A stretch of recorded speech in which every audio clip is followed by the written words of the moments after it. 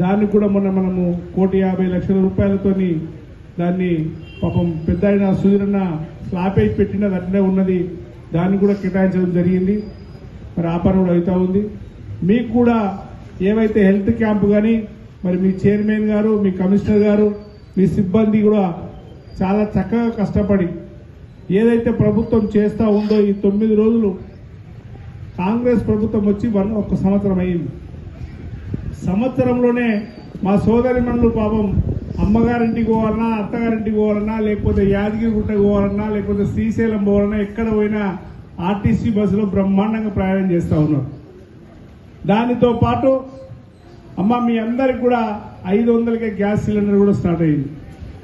రైతులకు 2 లక్షల రూపాయలు రుణమాఫీ అయింది. ఇంకా చాలా రావాల్సినవి ఉన్నాయి, కానీ మనకు అదే విధంగా 4 సంవత్సరాల టైం కూడా ఉంది. మిగతావి కూడా అన్ని కూడా ఖచ్చితంగా చేస్తాం.